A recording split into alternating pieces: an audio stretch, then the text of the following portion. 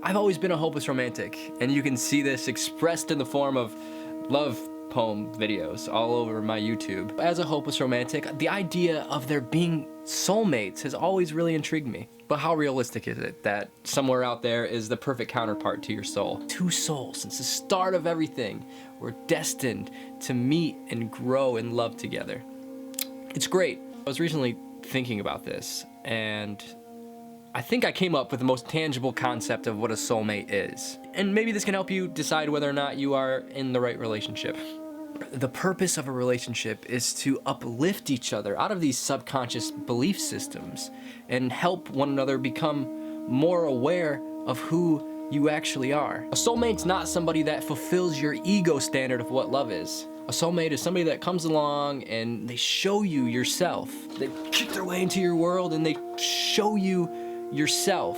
And a soulmate is a doorway through which you have a glimpse into your own soul. They come in, they shake your world all up, flip it all upside down and mess it all up. But in the chaos of that, they show you they open your eyes and they show you something about yourself. A soulmate is somebody that holds loving space for your growth. Whether that be good or bad, they facilitate an environment that it's like watering a plant. They flower you, they water you so that you can blossom.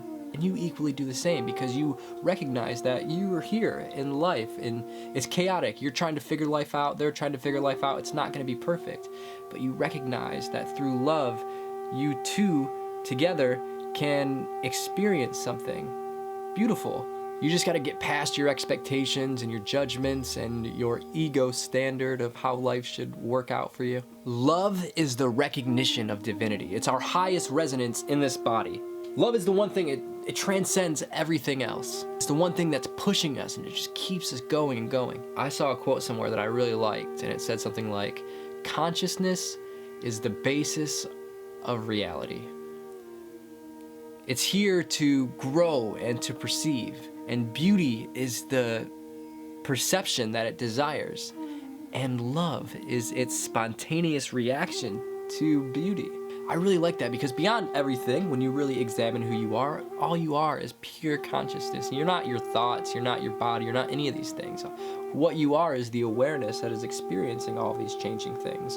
That's a whole nother topic, but most of us don't have the intelligence to understand that we are the source of that love and of that beauty. This is exactly how insecurities and jealousy form, is when we start to use a person as a symbol for something that is already inside of us. Because if you've ever been in love, it's like they are your battery and they're just your life force that is making you shine out. But that's a lot of pressure to put on somebody that's just here trying to sort out their own life. In neuro-linguistic programming, a type of psychology, this is called an anchor. An anchor is when you associate a specific emotion with a trigger. Whenever that trigger is initiated, that emotion will naturally follow. You see this in commercials all the time. They evoke an emotional response that has nothing to do with that product at all, and they get us all worked up and emotional, and then at the end they trigger us with their brand or whatever their logo is. So anytime we see that logo or that brand, we associate those emotions with them, and it gives us sort of like, if you are nostalgic with Coke, that means you have probably fallen victim to this. And I think our typical idea of what love is works exactly in this way. So we don't realize that we don't need the energy of other people to shine. This is why self-love is the most important love. Self-love comes from confronting yourself and working through all of your emotional clutter. If you are someone that can say that you love yourself, that means you have went through a lot, you worked on yourself a lot, you've built yourself up, and you're constantly still working on yourself, because if you love something, you water it. So I'm gonna break down how modern relationships go. You ready? So two people meet, and they were raised in a culture of greed and lust and jealousy and competition. So their values naturally reflect this. Because we live in a society that requires so much of us physically and emotionally, we are constantly carrying this mountain on our back. A mountain of, you gotta look like this, or you gotta work at this place for the rest of your life just to exist on this planet. All these negative things that seem impossible for us to work through. You meet someone and it clicks. You finally see beyond the silliness of all of that. Feel whole when they're around. But of course, that new car feeling it slowly fades away as the weight of the world slowly starts to crush you again. So then the relationship becomes just two people trying to sort out their life while having a person there now to just complain about everything too.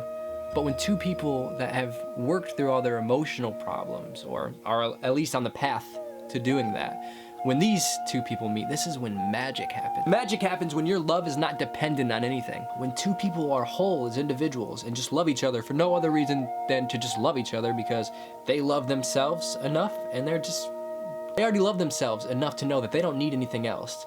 So when two people like that come together, this I think is this is what a soulmate is. I think this is the most realistic definition of what a soulmate is. A soulmate can even be a friend. I think what a soulmate is when you meet somebody through your struggles of separateness with that person, you come to realize that you are one. Through your struggles of separateness, you realize that you are one.